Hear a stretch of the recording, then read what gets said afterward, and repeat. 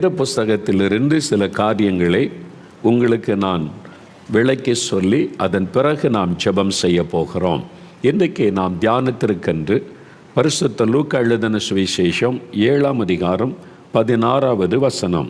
வேத புஸ்தகத்தில் பரிசுத்த லூக்கா எழுதின சுவிசேஷம் 7ஆம் அதிகாரம் 16ஆம் வசனம். எல்லாரும் பயமடைந்து மகா தீர்க்கதரிசியானவர் நமக்குள்ளே தோன்றியிருக்கிறார் என்றும் தேவன் தமது ஜனங்களை சந்தித்தார் என்றும் சொல்லி தேவனை மகிமைப்படுத்தினார்கள். தேவன் தமது ஜனங்களை சந்தித்தார். God has visited his people. இயேசு நாயின் என்று சொல்லப்பட்ட ஒரு ஊருக்கு போகிறார். அந்த ஊரில் ஒரு மரித்து போன வாலிபனை அடக்கம் பண்ணுவதற்காக கொண்டு வருகிறார்கள். அவனுடைய பிணத்தை சுமந்து கொண்டு வருகிறார்கள். அவனுடைய தாய் ஒரு விதவை அழுது கொண்டே வருகிறார்கள். இயேசு அதை பார்த்த பொழுது மனதுருகி அந்த பாடையை தொட்டார். உடனே அவர்கள் நின்று விட்டார்கள். இப்படி ஒரு மனிதர் வந்திருக்கிறார், கம்பீரமாய், பார்க்கிறதற்கே ஒரு வித்தியாசமாய், ஒரு தெய்வீக தன்மையோடு காணப்படுகிறார். அவரை பார்த்த உடனே நின்று விட்டார்கள். அப்பொழுது இயேசு, வாலிபனே எழுந்திரு என்று உனக்கு சொல்லுகிறேன் என்று சொன்னார். மரித்த வாலிபன் உயிரோடு கூட எழுந்தான். எழுந்த உடனே எல்லாருக்கும் ஆச்சரியம். அந்த தாயினுடைய கண்ணீர் துடைக்கப்படுகிறது. விதவை தாயாருக்கு சந்தோஷம். ஊராரில் திரளான மக்கள் வந்திருக்கிறாங்க. அவங்கெல்லாம் கண்கூடாக அதை பார்த்த உடனே மனிதனால் இப்படி செய்ய முடியாது, மனிதனால் இப்படியெல்லாம் அற்புதம் நடத்த முடியாது, ஒரு மனிதனால் செத்து போனவளை உயிரோடு எழுப்ப முடியாது, இவர் ஒரு பெரிய தீர்க்கதரிசியாக இருக்க வேண்டும் என்று அவங்க சொல்கிறாங்க. அது மாத்திரமல்ல, அவங்க சொன்னாங்க, தேவன் தமது ஜனத்தை சந்தித்தார். காணக்கூடாத இறைவன், வானத்தை பூமி உண்டாக்கின தேவன் நமத்தில் மனிதனாய் வந்திருக்கிறார். அவர் தான் இன்றைக்கு நம்ம ஊருக்கு வந்திருக்கிறார். அவர் தான் நம்மை சந்தித்து கொண்டிருக்கிறார் என்று மகிழ்ச்சியோடு சொல்லி ஆண்டவரை மகிமைப்படுத்தினார்கள். தேவன் தமது ஜனத்தை சந்தித்தார். எனக்கு அன்பானுடைய வேதத்தை நீங்கள் வாசிக்கும்போது இயேசு கிறிஸ்துவை தேடி வந்து அநேகர் அற்புதம் பெற்றுக்கொண்டார்கள். பார்வை இழந்தவர்கள், ஆண்டவரே தாவீதின் குமாரனே இறங்கும் என்று அவரை தேடி வந்தபோது இயேசு அற்புதம் செய்தார். தொழுநோயினால் பாதிக்கப்பட்டவர்கள் இயேசுவே இறங்கும் என்று கூப்பிட்ட பொழுது அவளை தொட்டு குணமாக்கினார். ஆண்டவரே என்னுடைய மகள் வியாதி படுக்கையில் கஷ்டப்படுகிறாள் என்று தகப்பன் வந்தபோது ஆண்டவர் அற்புதம் செய்து மகளை பண்ணினார். பிசாசினால் பாதிக்கப்பட்டவங்களை இயேசுவண்டை கொண்டு வந்தபோது அவளுக்கு விடுதலை கொடுத்தார். இப்படி ஏராளமான பேர் இயேசுவை தேடி வந்து அவரிடத்தில் வேண்டுதல் செய்து அற்புதங்களை பெற்றுக்கொண்டார்கள். அப்படி பல சம்பவங்கள் வேதத்தில் எழுதப்பட்டிருக்கிறது. இன்னும் சிலர் இயேசுவை அவளுக்கு தெரியவில்லை, இயேசுவை பற்றி கேள்விப்படவும் இல்லை. ஆனால் அவங்க பாதிக்கப்பட்டிருந்தாங்க, வியாதியில், வேதனையில், துக்கத்தில் இருந்தாங்க. அப்படிப்பட்ட மனிதர்களை இயேசு தேடி போய் அவரே அவர்களை சந்தித்து அவர்களுக்கு அற்புதம் செய்து மகிழ பண்ணினார். அவருடைய துக்கங்களை சந்தோஷமாய் மாற்றினார். அப்போ அவர் மனிதர்களை சந்திக்கிற ஒரு ஆண்டவர். தேவன் தமது ஜனங்களை சந்தித்தார் என்று மக்கள் மகிழ்ந்து களி கூர்ந்தாங்க பாருங்க. அதே மாதிரி ஆண்டவர் இன்றைக்கு மனிதர்களை சந்திக்கிறார். நான் வியாதிப்பட்டு மரணப்படுக்கையில் இருந்தேன். என்னை என் பெற்றோர் எங்கும் சர்ச்சைக்கு கொண்டு போகவில்லை, ஊழியக்காரிடத்தில் கொண்டு போகவில்லை, யாரையும் எங்களுக்கு தெரியாது. ஆகவே நான் இயேசுவண்டை வரவில்லை, இயேசுவை தேடி வரவில்லை. ஆனால் இயேசு என்னை தேடி வந்தார். இயேசு எங்கள் வீட்டுக்கு வந்தார். மரணப்படுக்கையில் கிடந்த என்னை தொட்டு குணமாக்கினார். அவர் என்னை சந்தித்தபடியினால் என் மரணப்படுக்கை மாறி எங்கள் குடும்பத்தின் துக்கம் சந்தோஷமாய் மாறினது. யாரை இயேசு சந்தித்தார் அவருடைய துக்கமெல்லாம் சந்தோஷமாய் மாறினது. அதே இயேசு இன்னைக்கு உங்களை தேடி வந்திருக்கிறார். உங்கள் வீட்டுக்குள்ள நீங்கள் இருக்கிற இடத்துல, இதை பார்த்து கொண்டு இருக்கிற இடத்துல அந்த இயேசு உங்களை சந்தித்து கொண்டிருக்கிறார். ஏன் தெரியுமா? உங்களுக்கு ஒரு துக்கம் இருக்கிறது, உங்களுடைய உள்ளத்தின் ஆழத்தில் ஒரு பாதிப்பு இருக்கிறது, ஏதோ ஒரு காரியத்தை குறித்த துக்கம் அழித்து கொண்டு இருக்கிறது, நிம்மதியாக இருக்க முடியல, சமாதானமாக இருக்க முடியல, பாதிப்பு காணப்படுகிறது. உங்களுக்கு ஒரு விடுதலை தேவை, உங்களுக்கு ஒரு சுகம் தேவை, உங்களுக்கு ஒரு அற்புதம் தேவை. உங்களுடைய துக்கத்தை சந்தோஷமாய் மாற்ற ஒரு அற்புதம் நடந்தாக வேண்டும். அதற்கு தான் இயேசு வந்திருக்கிறார். உங்கள் துக்கத்தை சந்தோஷமாய் மாற்றுவதற்காக, உங்களுடைய காயங்களை ஆற்றி உங்களை ஆறுதல் படுத்துவதற்காக, உங்களுடைய கண்ணீரை துடைத்து உங்களை மகிழ பண்ணுவதற்காக இயேசு உங்களை சந்திக்க வந்திருக்கிறார். அவர் உங்களை சந்திக்கிற ஒரு தேவன்.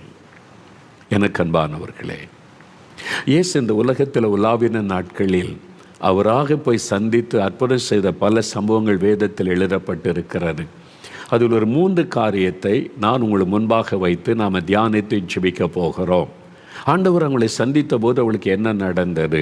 வேத புஸ்தகத்தில் யோவான் எழுதின சுவிசேஷம் 4ஆம் அதிகாரத்தை நீங்கள் வாசிக்கும் போது, யோவான் 4ஆம் அதிகாரம் 4ஆம் வசனத்தில், இயேசு சமாரியா நாட்டின் வழியாக போக வேண்டியதாக அங்கே சீகார் எனப்பட்ட ஒரு இடத்திற்கு வந்தார்.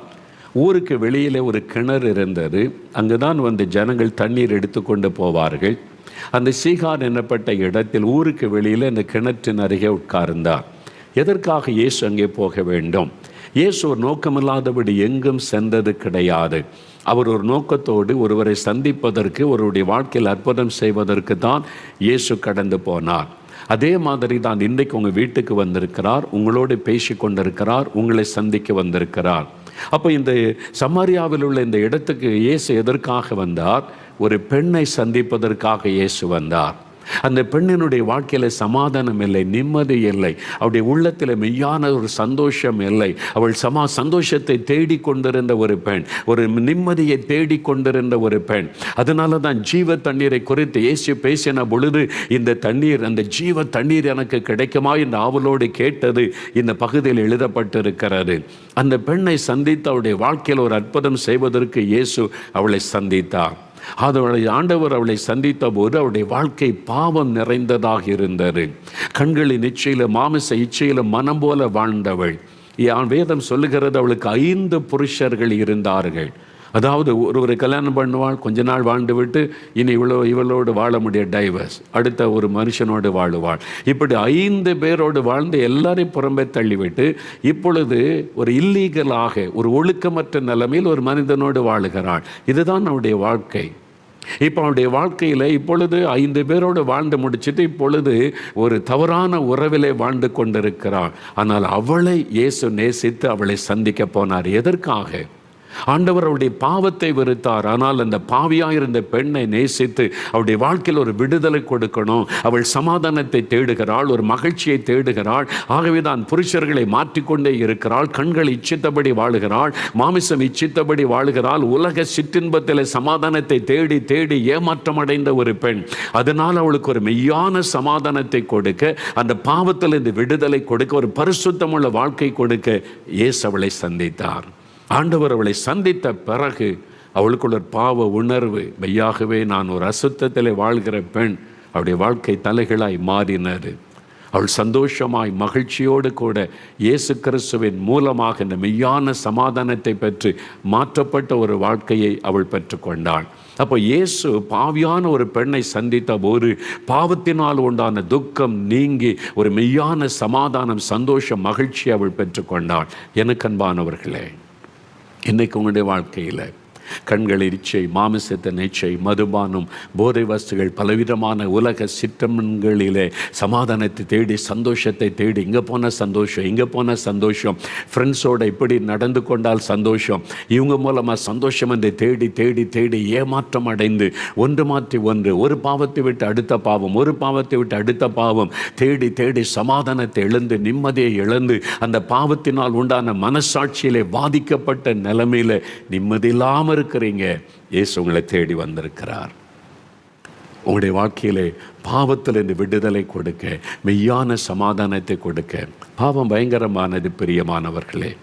ஒரு சமயம் ஒரு மகள், ஒரு வாலிப மகள் ஒரு நீண்ட கடிதம் கண்ணீரோடு எழுதியிருந்தாள். நாகர்கோயில் பட்டணத்திலிருந்து அந்த மகள் கடிதம் எழுதியிருந்தாள். அவள் சொன்ன காரியம் அதுதான். பெற்றோருக்கு ஒரே மகள், நல்ல ஸ்கூலில் படிக்க வச்சாங்க, மகள் பக்தியோடு தான் வளர்த்தாங்க, பெற்றோர் ஜபெல்லாம் சொல்லி கொடுத்தாங்க. ஆனால் காலேஜுக்கு போன உடனே அவளுக்கு வேறு உலகத்தில் வந்துவிட்ட ஒரு உணர்வு. காலேஜில் அங்கே உள்ள மற்ற ஃப்ரெண்ட்ஸு, அவங்களோட பழகின காரியம் அவளுக்கு ஒரு வித்தியாசமான சிந்தனை கொண்டு வந்த உலகத்தின் சிற்றின்பங்கள், அவங்கெல்லாம் பழகுகிற காரியம், செய்கிற காரியம் அவளை கவர்ந்து கொண்டது. சில மாதங்கள் தான் கழிந்தது. இப்போ தான் ஃபஸ்ட் இயர் படித்து கொண்டு இருக்கிறாள். அவளை ஒரு வாலிபனை அதற்குள்ள தொடர்பு ஏற்பட்டு பழக ஆரம்பித்தாள். பெற்றோரிடத்தில் வந்து சொன்னாள், நான் இந்த மாதிரி ஒரு பையனை நேசிக்கிறேன், அவனை திருமணம் செய்து கொள்ளப் போகிறேன் என்று. பெற்றோர்கள் எப்படி இருக்கும்? ஷாக் ஆயிட்டாங்க. அவங்க அன்பா மகளே, இப்போ தான் நீ ஃபஸ்ட் இயர் காலேஜில் படிக்கிறாய், இன்னும் 3 வருஷம் படிக்கணும், அதன் பிறகு 2 வருஷம் போஸ்ட் கிராஜுவேட் நீ படிக்கணும். அப்போ தான் நீ படித்து முடிச்ச ஒரு பூரணமான பட்டம் முடித்த பிறகு தான் ஒரு நல்ல வேலை கிடைக்கும், நல்ல வாழ்க்கை அமையும். அது முடிய 5 வருஷம் இருக்கிறாரு. அதன் பிறகுதான் நீ இதை குறித்து யோசிக்கணும். இது படிக்க வேண்டிய காலம். இப்போ அதை குறித்து யோசிக்காத. அதெல்லாம் முடியாது. எனக்கு விருப்பம், என் கண்ணுக்கு விரும்பினதை நான் செய்வேன், மன விரும்பினதை செய்வேன். பிடிவாதமாய் போராடினால் சில மாதங்கள் போராட்டம். பெற்றோர் சொன்னாங்க, இல்லை அந்த வயது அல்ல உனக்கு, நீ இன்னும் படித்து வாழ்க்கையில் நல்லா வரணும். எவ்வளவோ சொல்லி பார்த்தாங்க, கண்ணீரோடு சொல்லி பார்த்தாங்க, கேட்கல. ஒரு நாள் வீட்டே போய்விட்டாள். எனக்கு பெற்றோர் வேண்டாம், நான் கண்கள் விரும்பின மனது இச்சித்த அந்த வாலிபனோடு நான் வாழப்போகிறேன் என்று போய்விட்டாள். தாய் தகப்பனுக்கு எவ்வளோ பெரிய அவமானம், வேதனை, அதை குறித்து சிந்தையே அவளுக்கு இல்லை. ஏன் விருப்பம், ஏன் ஆசை, நான் நினைக்கிறதை செய்யணும், நான் மகிழ்ச்சியாக இருப்பேன் என்று பெற்றோர் அவமானப்பட்டு வேதனைப்பட்டு நின்றார்கள். சில மாதங்கள் கழித்தது. மகள் தவறு செய்து விட்டாள், ஒரே மகள். ஆனாலும் சரி, மகளை எப்படி விட்டுவிட முடியும்? பெற்றோர் அவளை சேர்த்து கொண்டு அவளுக்குரிய நகைகள், அவளுக்குரிய சொத்துக்களை சேர்த்து வச்சிருந்தாங்க. சரி, அவளுக்காகத்தான் நான் எல்லாமே என்று சொல்லி மன்னித்து ஏற்றுக்கொண்டார்கள். அது அவன் இப்போ நான் விரும்பினபடி வாழ்க்கை அமைஞ்சிட்டு இஷ்டப்படி நான் சந்தோஷமாக இருக்கிறேன், நீ மகிழ்ச்சியாய் வாழ்கிறேன் என்று எண்ணினாள். அவன் கணவன் சொன்னான், நான் வெளிநாட்டில் போய் பணம் சம்பாதிக்க போகிறேன், ஆனால் வெளிநாடு போவதற்கு கொஞ்சம் பணம் செலவாகும், உங்கள் அப்பா அம்மாட்ட சொல்லி வாங்கி கொடு என்பதாய் சொன்னான். அவங்களும் சரி, மகளுடைய வாழ்க்கை நல்லா இருக்கட்டும்னு சொல்லி அவங்க சேர்த்து வைத்திருந்த பணத்தையெல்லாம், லட்சக்கணக்கான பணத்தை கொடுத்தார்கள். அவன் யாரோ ஏஜென்ட்டுக்கிட்ட கொடுத்து வெளிநாட்டுக்கு போய்விட்டான். அதுக்குள்ளே இந்த மகள் கர்ப்பம் தரித்தாள். அவன் வெளிநாட்டுக்கு போய் சில மாதங்கள் கழித்தது. ஒரு நாள் ஒரு பெரிய கடிதம் எழுதினான்.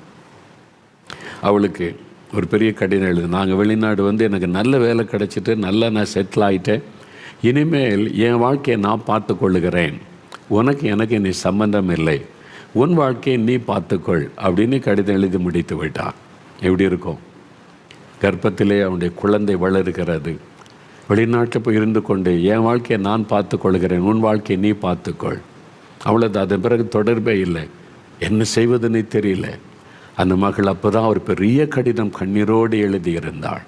அவள் எழுதியிருந்த ஒரு வார்த்தை என் உள்ளத்தை தொட்டது. அங்கள், எங்கள் அப்பா அம்மா எவ்வளோ அழுதாங்க, சொன்னாங்க, நான் கேட்கல, என் கண்கள் இச்சித்தது, நான் மாம்சத்தில் விரும்பினது அதைத்தான் செய்வேன், அதுதான் சந்தோஷம் என்று நான் எண்ணிக்கொண்டிருந்தேன்.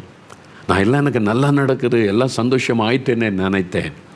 ஆனால் ஒரு மனிதனுடைய பாவம் அவனை தொடர்ந்து பிடிக்கும் என்று வேதத்தில் சொல்லப்பட்ட வசனத்தின் அர்த்தம் இப்போதான் எனக்கு விளங்குகிறது. பாவம் தொடர்ந்து பிடிக்கும் என்று சொன்ன தேவனுடைய வார்த்தைக்கு அர்த்தம் இப்போதான் எனக்கு புரிகிறது. என் வாழ்க்கையில் இனி என் குழந்தைக்கு தகப்பனாய் திரும்ப வருவானா, என் வாழ்க்கை என்ன என்னை கண்ணீரோடு எழுதியிருந்தால் எனக்காக ஜெபம் பண்ணுங்கள் என்று. பிரியமான பிள்ளைகளே, வாலிப தம்பி, வாலிப மகளே, இந்த வாலிப நாட்களில் கண்கள் விரும்பினது, மாமிச விரும்பினது, பார்க்கிறது எல்லாம் இன்பமாக தெரியும். ஆனால் உன்னுடைய சமாதானத்தை கெடுத்துவிடும், உன்னுடைய வாழ்க்கையை அழித்துவிடும். பாவம் சமாதானத்தை கெடுத்து வாழ்க்கையை அழித்து நிர்மூலமாக்கிவிடும். பாவம் பயங்கரமானது. இவள் அப்படித்தான் இஷ்டப்படி வாழ்ந்தாள். யார் விரும்புகிறாள் அவனோடெல்லாம் வாழ்ந்து பார்த்தாள். நிம்மதி இல்லை, சமாதானம் இல்லை, திருப்தி இல்லை. ஆனால் இப்போ அந்த பாவத்தை விட்டு வெளி வரணும், சமாதானம் வேணும், ஒரு ஏக்கம் வந்தது. யார் என் பாவத்தை மன்னிப்பா, யார் எனக்கு விடுதலை கொடுப்பா? அப்போ தான் இயேசு அவளை சந்தித்தார், அவருடைய வாழ்க்கையை மாற்றினார். எனக்கு அன்பானவர்களே, இன்றைக்கு இயேசு உங்களை சந்தித்து கொண்டிருக்கிறார். மகனை உன்னோடு தான், மகளை உன்னோடு தான் ஆண்டவர் பேசுகிறார். எங்கோ ஒரு பாவ கண்ணிலே நீ அகப்பட்டு கொண்டிருக்கலாம். ஏதோ ஒரு பாவத்தில் அகப்பட்டு நிம்மதியை இழந்து, சமாதானத்தை இழந்து கலங்கி கொண்டிருக்கலாம். இனி என்னுடைய எதிர்காலம் என்ன என்று திகைத்து கொண்டிருக்கலாம்.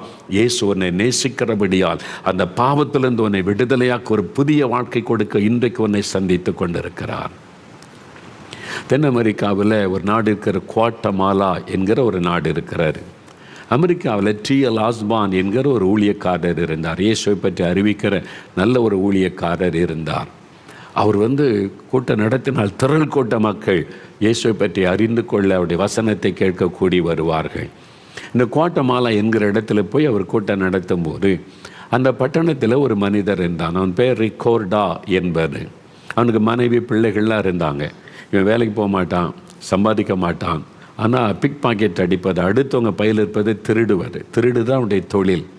திருடுறது, நல்லா குடிச்சிட்டு வீட்டுக்கு வருவது, மனைவியை அடிப்பது, பிள்ளைகளை வதைப்பது. அதனால அவன் வந்துட்டாலே மனைவி பிள்ளைகளை கை கால் நடுங்கிடுவாங்க, பிள்ளைகள் பக்கத்திலே போக மாட்டாங்க. அப்படி தான் அந்த குடி வெறியோடு கூட வருவான். நிம்மதியே இல்லை வீட்டுக்குள்ளே. அவன் இந்த பாவத்திலேயே வாழ்ந்து கொண்டிருந்தான். பாருங்கள், இந்த கூட்டத்திற்கு இவன் வந்திருந்தான். T.L. ஆஸ்பான் பிரசங்கம் என்ற கூட்டத்திற்கு ஏராளமான மக்கள், லட்சக்கணக்கான மக்கள் கூடியிருக்கிறாங்க. அவன் எதுக்கு வந்தான்? பிக் பாக்கெட் அடிக்கிறதற்கு. கூட்டம் நிறைய இருக்குல்ல, அப்போ நிறைய கூட்டம் இருக்கிற இடத்துல நிறைய பேர் பாக்கெட்டில் இருந்து பர்ஸை திருடலாம் என்று சொல்லி அதுக்கு தான் கூட்டத்துக்கு வந்தான். கூட்டத்தின் பின்னால் நின்று கொண்டு நோட்டமிட்டு கொண்டே இருந்தான். பிரசங்கம் முடிந்து ஜெப நேரம் வந்தது. எல்லாம் கண்ண மூடி இயேசுவை நோக்கி ஜெபம் பண்ணுங்க, கூப்பிடுங்கன்னு சொல்லும்போது எல்லாம் ஜெபித்து கொண்டு இருந்தாங்க. இதுதான் நல்ல டைம், எல்லாம் கண்ணை மூடி ஜெபிக்கிறாங்க. இப்போ பாக்கெட்லேருந்து திருடிடலான்னு சொல்லி அப்படியே பார்த்து கொண்டு இருந்தான். எல்லாம் ஜெபம் பண்ணி கொண்டு இருக்கிறாங்க. இவன் பாக்கெட்டில் இருக்கிற பணத்தை திருடுவதில் கண்ணோக்கமாயிருந்தான். திடீரென்று அவனுக்கு முன்னால் இயேசு தோன்றினார். அப்படியே அவங்க மேலே, அவனுடைய தலைக்கு மேலே அப்படியே இயேசு நிற்கிறதை பார்த்தான். யார் நமக்கு மேலே நிற்கிறாங்கன்னு சொல்லி அப்படி பார்த்த பொழுது பிரகாசமாக இயேசு நின்று கொண்டிருந்தார். அவருடைய கண்களின் பார்வை, அக்னிமயமான அந்த பார்வை அவனை ஊடுருவி பாய்ந்தது. அந்த பார்வை பார்த்தோன்னது யார் எதுன்னு யோசித்து பார்க்கும்போது ஒரு வார்த்தை அவர் பேசினார். ரிகார்டா, ஐ ஆம் ஜீசஸ், ஃபாலோ மீ. அவனுடைய பெயரை சொல்லி இயேசு சொன்னார், நான் இயேசு, என்னை பின்பற்று. அவ்வளோதான். அடுத்த நிமிஷம் அவனுக்குள்ள ஒரு பாவ உணர்வு உண்டாயிற்று. அப்படியே ஆண்டவருடைய பாதத்தில் விழுந்தான். ஐயோ, நான் ஒரு திருடன், நான் ஒரு குடிகாரன், நான் மனைவி அடித்து சித்திரவதை பண்ணுகிறவன், குழந்தைகளை கூட எனக்கு நேசிக்க தெரியாது, நான் ஒரு முரட்டாட்டம் உள்ளவன், என்னால் என் மனைவிக்கும் சந்தோஷம் இல்லை, பிள்ளைகளுக்கும் சந்தோஷம் இல்லை, நான் பிரயோஜனமற்றவன், ஐயோ நான் பாவி என்று உணர்ந்து இயேசுவின் பாதத்தில் விழுந்து அழுதான். சிலர் நம்முடைய நேரங்கள் இயேசு அவனை பார்த்து கொண்டே இருந்தார். அவனுடைய இருதயத்தில் ஒரு மனம் திரும்புதல் உண்டாகி பாவத்தை விட்டு மனம் திரும்பி ஒப்பு கொடுத்த உடன் இயேசு மறைந்து போனார். அவனுக்குள்ள ஒரு பெரிய சந்தோஷம், பெரிய மகிழ்ச்சி. அந்த சந்தோஷத்தில் மேடைக்கு ஓடினான். மைக்கை பிடிச்சு சொன்னான், என் பேர் இது, நான் திருடுறதுக்கு தான் வந்தேன் அப்படின்னு சொன்னேன். என்னை இயேசு சந்தித்தார், அவர் என்கிட்ட பேசினார், என் வாழ்க்கையை மாற்றி விட்டார், இப்போ நான் ரொம்ப சந்தோஷமாக இருக்கிறேன்னு சொன்னபோது அந்த கூட்டத்தில் அவனுடைய மனைவியும் பிள்ளைகளும் வந்திருந்தார்கள். மேடையில் அவனை பார்த்த உடனே இந்த மனைவிக்கு சந்தோஷம், என்னுடைய கணவரை இயேசு சந்தித்து விட்டார், அவருடைய வாழ்க்கையை மாற்றி விட்டார்னு குழந்தையோடு மேடைக்கு ஓடி வந்தபோது தன் மனைவி குழந்தைகளை அணைத்து கொண்டு அவன் அழுதார். வாழ்க்கையிலே முதலாக அன்போடு கூட தன் மனைவி குழந்தைகளை அணைத்து கொண்டு அழுதார். நான் உங்களை எவ்வளோ கொடுமைப்படுத்தி இருக்கிறேன், நான் ஒரு பாவியான மனிதன், இன்னைக்கு இயேசு என்னை சந்தித்தார், என் வாழ்க்கையை மாற்றிவிட்டார் என்று அந்த குடும்பமே ஒரு மகிழும்படிக்கு இயேசு துக்கத்தை சந்தோஷமாய் மாற்றினார். அதுதான் இயேசு. இன்றைக்கு உங்கள் வாழ்க்கையில் எவ்வளோ பெரிய பாவம் சூழ்ந்திருந்தாலும் இயேசுவால் உங்களுக்கு ஒரு புது வாழ்க்கை கொடுக்க முடியும். அந்த பாவ இருளிலிருந்து விடுதலையாக்கி மெய்யான சந்தோஷத்தை கொடுக்கத்தான் உங்களை சந்தித்து கொண்டிருக்கிறார். வாலிப தம்பி, உன்னுடைய பாவம் உன் வாழ்க்கையை நரகமாக்கி கொண்டிருக்கிறது. உன் ரகசியமான பாவம், நீ உன் பெற்றோருக்கு தெரியாமல் செய்கிற பாவம், அதிலிருந்து உன்னால் வெளியே வரவும் முடியல. அது உன் சமாதானத்தை கெடுத்து கொண்டு இருக்கிறது. அது உன்னை அடிமையாக்கி விட்டதானா? இயேசு உன்னை நேசித்து உனக்கு விடுதலை கொடுக்க, சமாதானம் கொடுக்க உன்னைத்தான் அவர் சந்தித்து கொண்டிருக்கிறார். வாலிப மகளை, இயேசு உன்னை சந்தித்து கொண்டிருக்கிறார். அருமையான தகப்பனே, தாயே, உங்களோடு ஆண்டவர் பேசுகிறார். ஏதோ ஒரு பாவத்தில் சிக்கொண்டு சமாதானத்தை இழந்து நிற்கிறீங்க. இயேசு சொல்லுகிறார், நான் உனக்கு விடுதலை கொடுக்க, சமாதானம் கொடுக்க வந்தேன் என்பதாக உங்களை இன்றைக்கு சந்தித்து கொண்டிருக்கிறார். இயேசு சந்திக்கும் போது ஒரு மனிதனுடைய வாழ்க்கை தலைகளாய் மாறும், சமாதானத்தை தருகிறார். இரண்டாவது, இயேசு சந்தித்த இன்னொரு மனிதனை குறித்து யோவான் 5ஆம் அதிகாரம், வேத புஸ்தகத்தில் யோவான் 5ஆம் அதிகாரத்தில் வாசிக்கும் போது 1ஆம் வசனத்திலிருந்து இயேசு எருசலேமுக்கு போனார். இப்போ இயேசு எருசலேம் பட்டணத்துக்கு வருகிறார். எருசலேம் பட்டணத்துக்கு வந்த ஆண்டவர், அங்கே பெதஸ்தா என்கிற ஒரு குளம் இருக்கிறது. அந்த குளத்தில் 5 மண்டபங்கள் உண்டு. நிறைய வியாதியஸ்தர்கள் அதில் படுத்திருப்பார்கள். அந்த நாளில் அவளுக்கு ஒரு நம்பிக்கை, திடீரென்று ஒரு தேவதூதன் இறங்கி குளத்தை கலக்குவானாம். அப்பொழுது குளம் கலக்கப்பட்டவுடன் யார் முதலாவது அந்த குளத்துக்குள்ளே இறங்குவார்களோ எப்பேற்பட்ட வியாதியஸ்தனாக இருந்தாலும் சுகமாகி விடுவான். அந்த நம்பிக்கையில் தான் நிறைய வியாதியஸ்தர்கள், கண்டு தெரியாதவங்க, ஊனர், நடக்க முடியாதவங்க, பலதரப்பட்ட வியாதி, ஒரு ஆஸ்பத்திரி மாதிரி நிறைய பேர் படுத்திருக்கிறாங்க. அங்கே ஒரு மனிதன் 38 வருஷம் வியாதி கொண்டிருந்த மனுஷன் படுத்திருந்தான். இயேசு அவனை சந்திக்க போனார். அவனுக்கு இயேசுவை பற்றி தெரியலை, யாரும் இயேசுவை பற்றி அவனுக்கு சொல்லவில்லை, அல்லது யாரும் இயேசுவை அவனிடத்தில் அழைத்து கொண்டு வரவும் இல்லை. இயேசுவாக அவனை தேடி போகிறார். ஏன் அவரை தேடி போனார்? அவன் வெகு காலமாக வியாதி உள்ளவன். 38 வருஷம் வியாதி படுக்கையிலே படுத்திருக்கிறான். இயேசு 30 வயது நிறைந்தவராய் ஊழியத்துக்கு வந்து 33 வாலிப வயதில் சிலுவையில் இரத்த சிந்தி மறிக்க தன்னை ஒப்பு கொடுத்தார். அப்போ இயேசு உலகத்தில் அவதரிப்பதற்கு முன்பாகவே அவன் வியாதி படுக்கையில் ஆகிவிட்டான். அந்த படுக்கையில் இருக்கிறான். இப்பொழுது அவனை கவனிக்க யாரும் இல்லை. அவனுடைய குடும்பத்தாரும் மறந்துட்டாங்க, நண்பர்கள் மறந்துட்டாங்க, எல்லாருமே அவனை விட்டு விலகி விட்டார்கள். 38 வருடம் கடந்து விட்டது. இன்னும் எவ்வளவு நாள் இவனை பார்க்க முடியும் என்று எல்லாருமே மறந்து போனார்கள். இப்பொழுது அவனுக்கு இந்த யாரும் இல்லை. அதனால தான் இயேசு அவனை தேடி போனார்.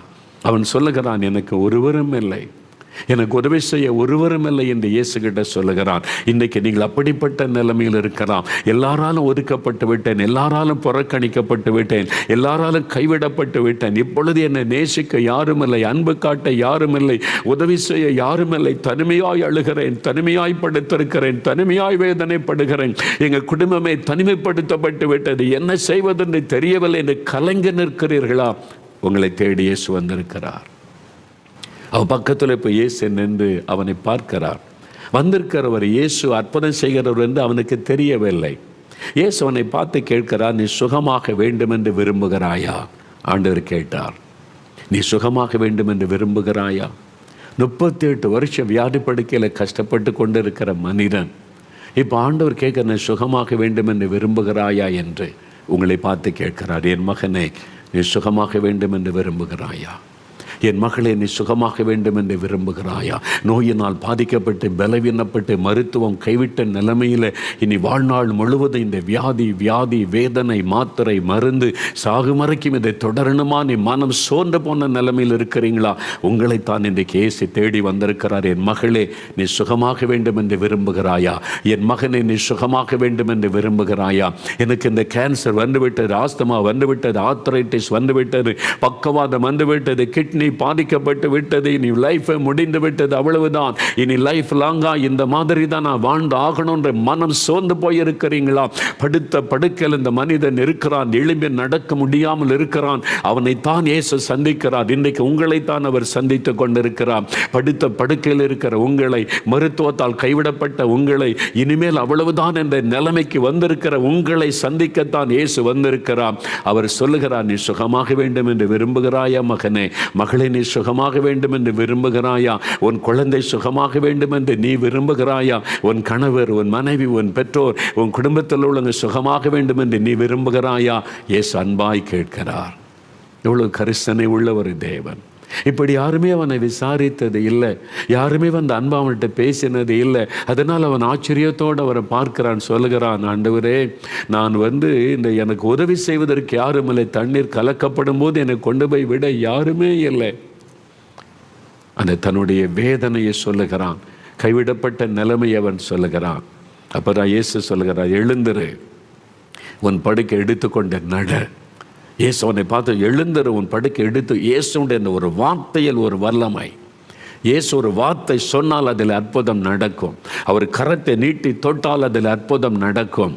அவர் பார்த்தால் ஒரு அற்புதம் நடக்கும். அவ்வளவு வல்லமை உள்ளவர் இயேசு. இன்றைக்கு அவருடைய கண்கள் உன் மீது விழுந்திருக்கிறது, அவருடைய பார்வை உங்கள் மேலே விழுந்திருக்கிறது. வியாதி படுக்கையில், மரண படுக்கையில் இனி அவ்வளவுதான் என்று படுத்திருக்கிற உங்களைத்தான் அவர் நோக்கி பார்க்கிறார். ஆண்டவர் உங்களைத்தான் எழுந்திரு, உன் படுக்கை எடுத்துக்கொண்ட நடை என்பதாக கைவிடப்பட்ட நிலைமையில் இருக்கிற மக்களுக்கு அற்புதம் செய்கிறவர் அவர்.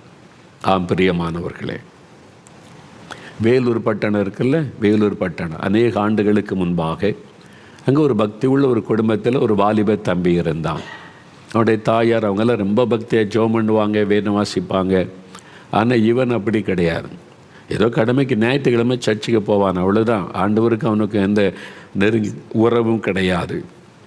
ஆனால் அவனுக்கு வாலிப வயசில் இந்த சினிமா துறையில் பாட்டெலாம் பாடுறாங்கல்ல, பின்னணி பாட்டெலாம் பாடுவாங்க, அவங்க கூட எப்படியோ பழக்கம் ஏற்பட்டார். அதில் பழகி வேலூர் பட்டணத்தில் பெரிய பெரிய கச்சேரிகள் நடத்துவான். சினிமா துறையில் இருக்கிறவங்கள கூட்டி கொண்டு வந்து பின்னணி பாடுகிறவங்களை வைத்து அந்த பின்னணி இசை வாசிக்கிறவங்களை வச்சு அப்போ திரளான மக்கள், ஆயிரக்கணக்கான மக்கள் கூடுவாங்க.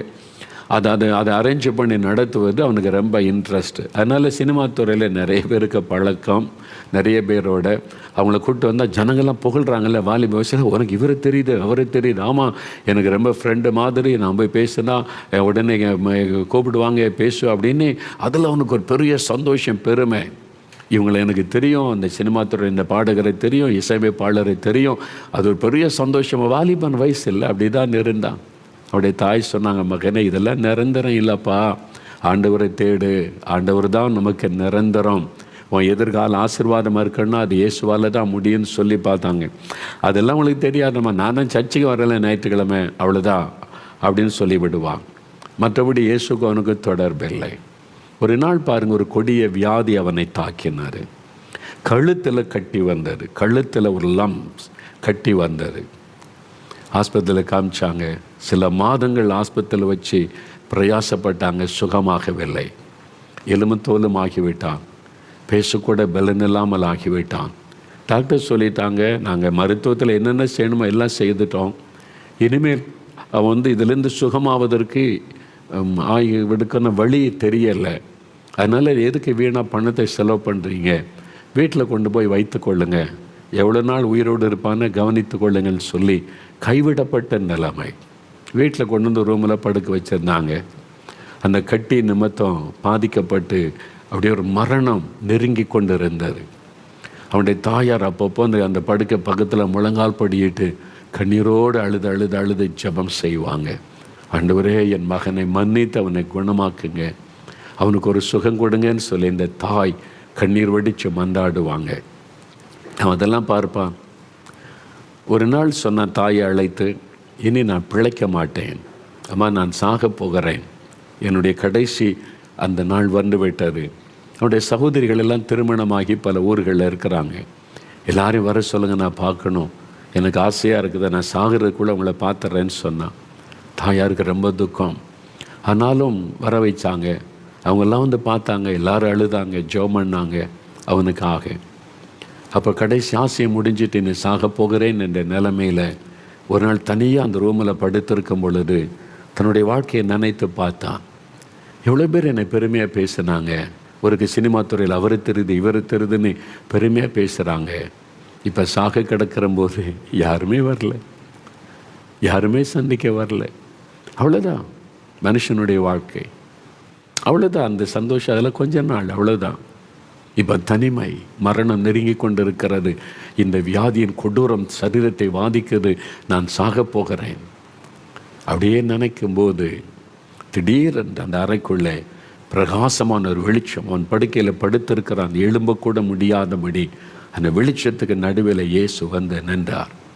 பிரத்யட்சமாக இயேசு அவனை சந்திக்க வந்தார். அவரே வந்தார், நேரடியாக வந்து அவரை பார்த்த உடனே இவன் என்ன கேள்வி கேட்டான், எங்கள் அம்மா எவ்வளோ அழுது ஜெபம் பண்ணுறாங்க, உங்ககிட்ட தானே ஜெபம் பண்ணுறாங்க எங்கள் அம்மா, நீ ஏன் என்னை குணமாக்கலை? அப்படி தான் கேட்டானா, ஏன் என்னை சுகமாக்கலை? அப்பொழுது இயேசு அவனை பார்த்து புன்முறுவலோடு கேட்டார், நான் உன்னை எத்தனை முறை தேடி வந்தேன், ஏன் நீ என்னை ஏற்றுக்கொள்ளவில்லை? நீ என்னை புறக்கணிச்சிட்ட, நான் உன்னை தேடி தேடி வந்தேனே, ஆனால் நீ என்னை ஏற்றுக்கொள்ளவில்லை, என்னை புறக்கணித்தாய், ஏன் என்னை ஏற்றுக்கொள்ளவில்லை? அந்த வார்த்தை அவனை உள்ளத்தை தொட்டது. கண்ணீர் விட்டு அழுதான், என் பாவத்தை மன்னியும். உலக பெருமை, பணம், செல்வாக்கு, மக்கள்லாம் புகழ்கிறாங்க, அதுதான் உலகம் என்று மயங்கி போனேன். இந்த வாலிப வயசில் என்னை மன்னிச்சிருங்க, என் பாவத்தை மன்னித்து எனக்கு ஒரு வாழ்க்கை கொடுங்க ஆண்டவரே. கண்ணீரோடு நான் இப்போ ஏற்றுக்கொள்ளுகிறேன். தன்னை ஒப்பு கொடுத்தான். உடனே ஒரு வல்லமை உடைய சரீரத்தில் இறங்கினார். அந்த கழுத்து பகுதியில் ஆண்டோடைய வல்லமை இறங்கின, கட்டி மறைந்தார். உடனே சரீரத்தில் புதுபலன் எழுந்து உட்கார்ந்தான். அவன் சத்தமிட்டான், அம்மா என்று கூப்பிட்டான். இயேசு மறைந்து போனார். வந்து பார்த்தா எழும்பி நடக்கிறான், சோமாயிட்டேன், கட்டி போய்விட்டது, மரண கட்டு மாறினது. இயேசு அவனுக்கு அற்புத சுகம் கொடுத்தார். நான் அநேக ஆண்டுகளுக்கு முன்பாக பஹ்ரைன் என்கிற நாட்டுக்கு ஊழியத்துக்கு போயிருந்த போது அங்கே இந்த சகோதரரை சந்தித்தேன். அப்படி வீட்டுக்கு போயிருந்தேன், அவருடைய மனைவி பிள்ளைகள். அப்போ தான் அவர் இந்த அனுபவத்தை எனக்கு சொன்னார். பிரதர், வாலிப நாட்களில் உலகம் புகழ் எல்லாரும் புகழ்கிறாங்க, அந்த மயக்கத்தில் தெரிந்தேன். ஆண்டவரை மறந்து போய் வாழ்ந்தேன். ஆனால் என் மரணப்படுக்கையில் யாருமே என்னை தேடி வரல, எல்லாரும் மறந்துட்டாங்க. இயேசு ஒருவர் தான் என்னை தேடி வந்தார். அவரே என் அறைக்குள்ளே வந்து என்னோடு பேசி என்னை குணமாக்கி, இந்த உயிர் அவர் கொடுத்த பிச்சை, இந்த வாழ்க்கை அவர் கொடுத்தது என்று மகிழ்ச்சியோடு கூட சொன்னார். எனக்கு அன்பானவர்களே, இன்றைக்கு அதே இயேசு உங்களை தேடி வந்திருக்கிறார். மரணப்படுக்கையில் இருக்கிறீங்களா? டாக்டர்ஸ் கைவிட்டுட்டாங்களா? இனி அவ்வளவுதான் நீ நினைக்கிறீங்களா? இயேசு உங்களுக்கு ஒரு புது வாழ்க்கை வைத்திருக்கிறார். இயேசுவால் உங்களுக்கு ஒரு அற்புதம் செய்ய முடியும். உங்களை சந்தித்து உங்களுக்கு அற்புதம் செய்யத்தான் அவர் இன்றைக்கு இந்த இடத்தில் உங்களோடு பேசி கொண்டிருக்கிறார். உங்களுடைய வீட்டுக்குள் வந்திருக்கிறார். நீங்கள் இருக்கிற இடத்தில் வந்திருக்கிறார். என்ன வியாதியாக இருந்தால் அவர் குணமாக்க முடியும். பாருங்க, சென்னையில் செலினா என்கிற ஒரு சகோதரி அவங்க வாழ்க்கையில் நடந்த ஒரு அற்புதத்தை எழுதியிருந்தாங்க. கடந்த டிசம்பர் மாதத்தில் திடீர்னு ஒரு நாள் மயங்கி விழுந்தாங்க. என்னாச்சுன்னு பார்த்தா திடீரென்று வாய் கோணி கொண்டது, பேச முடியலை. 2 கால்களும் செயலற்று போய்விட்டது. ஸ்ட்ரோக் அல்லது அந்த வாதம், அதனுடைய தாக்கம். பேச முடியல, வாய் கோணி விட்டது, கால்கள் 2 நடக்க முடியல. படுக்கையில் ஆயிட்டாங்க. ஆஸ்பத்திரி கொண்டு போனாங்க, மருத்துவம் செய்தாங்க.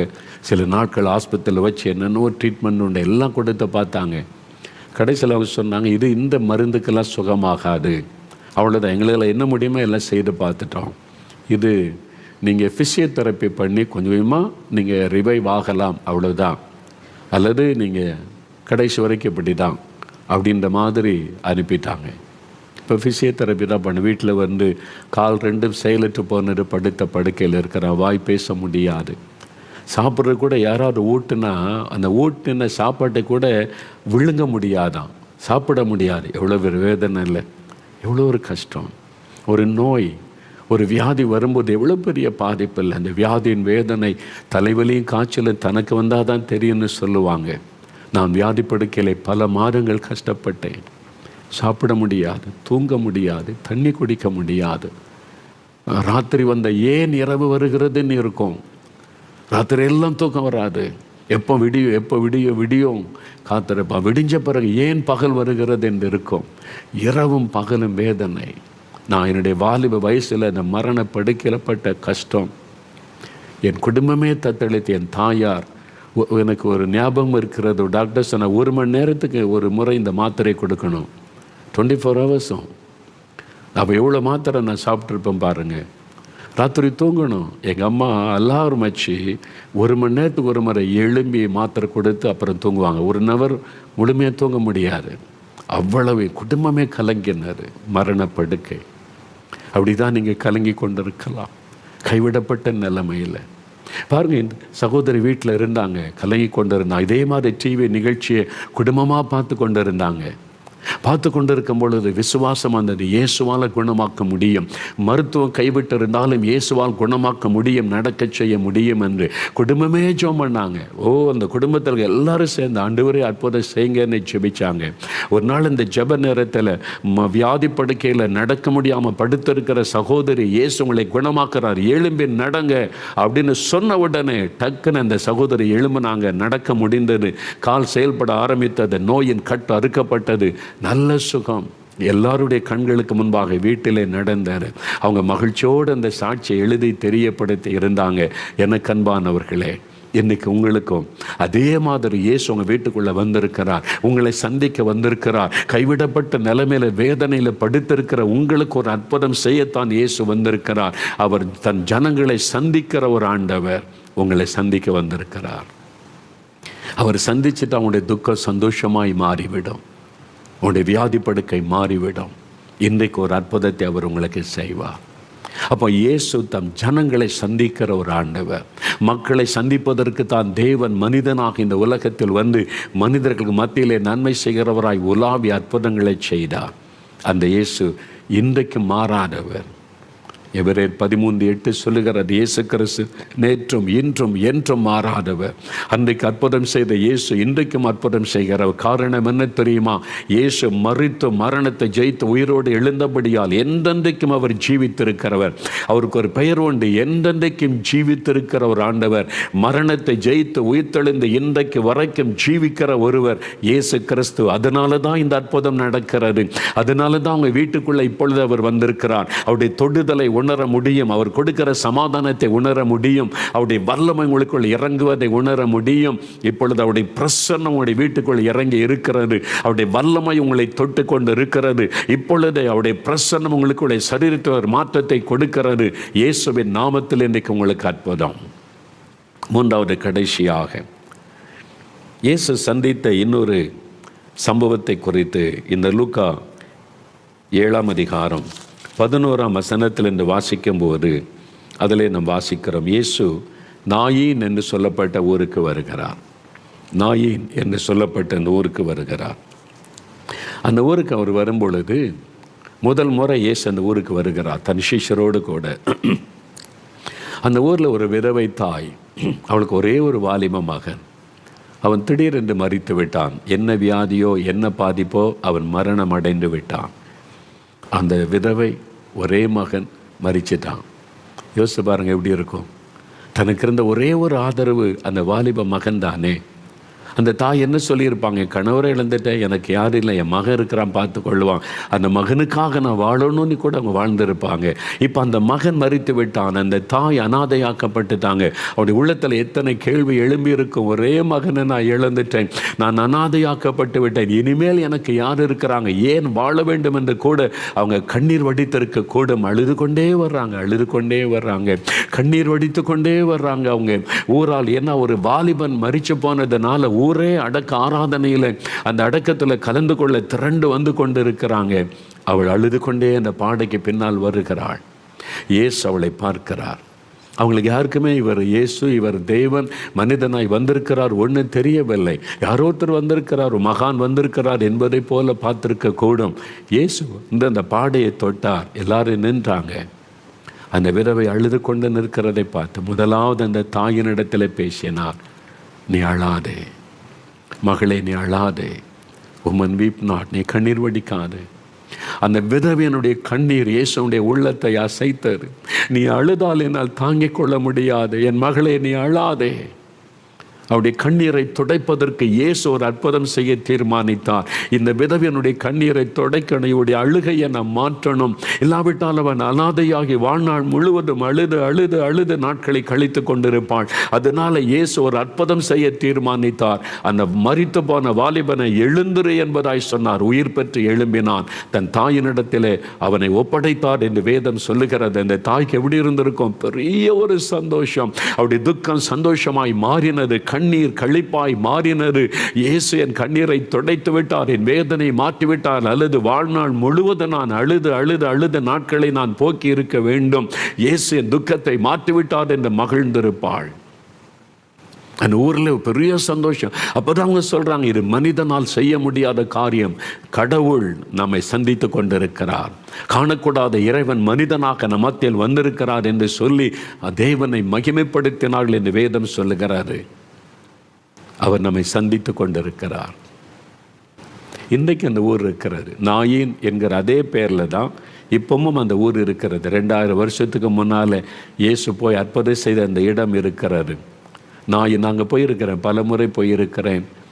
அந்த இடம் கலிலேயா பகுதியில் இருக்கிறது. நேசத்துக்கு போகிற வழியில் இருக்கிறது. அந்த ஊருக்கு போனால் அங்கே ஒரு அழகான ஆலை, இந்த அற்புதம் செய்த இடத்துல ஒரு அழகான ஆலை கட்டி இருக்கிறாங்க. ஆனால் நாங்கள் முதல் முறை போனபோது என்ன ஆச்சரியம் தெரியுமா? அந்த பட்டணத்தில் ஒரு கிறிஸ்தவம் கூட இல்லை. எல்லாம் இஸ்லாமிய நண்பர்கள் அங்கே வசிக்கிறாங்க இப்போ இந்த காலத்தில். அப்போ அந்த ஆலயம் இருக்கிறது. இந்த அற்புதம் நடந்த இடத்துல, இந்த விதவியின் மகனை இயேசு உயிரோடு எழுப்பின இடத்துல ஒரு ஆலயம் இருக்கிறது. அப்போ அந்த ஆலயத்தை திறந்து உள்ள போய் நாங்கள் ஜெபிக்கணும்னு கேட்டபோது அந்த கேம்பஸுக்குள்ளே ஒரு இஸ்லாமிய குடும்பத்தார் தான் அந்த ஆலயத்தை பராமரித்து வர்றாங்க. அவங்கள்ட்ட தான் கீ இருந்தது. நான் போய் கேட்டேன், சர்ச்சுக்குள்ளே போய் ஜெபிக்கணும்னு. அவங்க கீ கொண்டு வந்தாங்க, திறந்து கொடுத்தாங்க. அவங்க தான் அந்த சர்ச்சையை பராமரிக்கிறாங்க. எனக்கு ரொம்ப ஆச்சரியம், ஒரு இஸ்லாமிய குடும்பத்தார் இந்த சர்ச்சை எவ்வளோ அழகாக பராமரித்து வச்சுருக்கிறாங்க அப்படின்னு சொல்லி அந்த வழிகாட்டியின் இடத்துல நான் கேட்டேன். அப்பொழுது அவர் சொன்னார், அவர் ஒரு இஸ்லாமிய நண்பர், எங்களுக்கு கைடாக வந்தவர். அவர் சொன்னார், இயேசு செய்த இந்த அற்புதம், நாயின் ஒரு விதவை இயேசு உயிரோடு மகனை உயிரோடு எழுப்பின இந்த அற்புதம் குரானிலும் எழுதப்பட்டிருக்கிறது. இயேசு கிறிஸ்து இந்த அற்புதம் செய்தது குரானிலும் எழுதப்பட்டிருக்கிறது. அதனால் இந்த இஸ்லாமிய குடும்பத்தார் இந்த சர்ச்சை அவங்க பராமரித்து பாதுகாத்து வர்றாங்க என்பதாக நாங்கள் போகும்போதெல்லாம் அந்த குடும்பத்தாரை சந்திப்பது உண்டு. அவங்க தான் எங்களுக்கு கீ கொண்டு வந்து தருவாங்க. அந்த சர்ச்சுகளை போய் உட்காந்து இந்த பகுதியை வாசித்து நாங்கள் பாட்டு பாடி துதித்து ஜெபித்து விட்டு வருவோம். இன்றைக்கும் அந்த இடத்துல, அந்த ஊரில் அதே பேரில் தான் இருக்குது, நாயின் என்கிற பேரில் தான் இருக்குது. இயேசு அற்புதம் செய்த இடம் இப்பொழுதும் இருக்கிறதை பார்க்கலாம். எனக்கு அன்பானவர்கள், இயேசு எவ்வளோ அற்புதமானவர்ல. அன்றைக்கி நாயின் ஊருக்கு போய் அந்த விதவியின் கண்ணீரை துடைத்த இயேசு இன்றைக்கு உங்களை சந்திக்க வந்திருக்கிறார். உங்களுடைய கண்ணீரை துடைக்க, விடுதலை கொடுக்க வந்திருக்கிறார். ஆம் பிரியமானவர்களே, அநேக ஆண்டுகளுக்கு முன்னால் என் ஊழியத்தின் ஆரம்ப காலத்தில் ஒரு கிராமத்துக்கு கூட்டம் நடத்த போயிருந்தோம். நானும் இன்னொரு ஊழியக்காரரும். அப்பொழுது நாங்கள் கூட்டத்துக்கு ஆயத்தப்பட்டு கொண்டிருந்தோம். மேடைக்கு போகணும், பிரசங்கம் பண்ண வேண்டும். ஒரு தாயார் வந்தார்கள். கண்ணீரோடு கதறி கொண்டு வந்து நின்றார்கள்.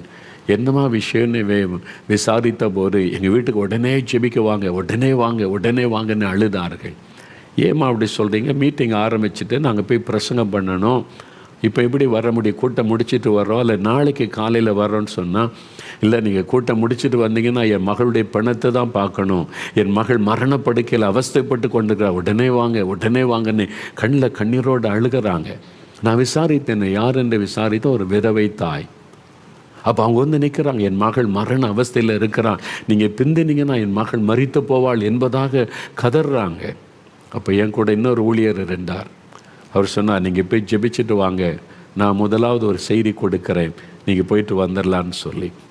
சரி, நான் வருகிறேன் பைபிள் எடுத்துக்கொண்டு அவளோடு போனேன். என் கூட இன்னொரு 4-5 பேர் வந்தாங்க, எங்கள் ஊழியத்தில் உள்ளவங்க.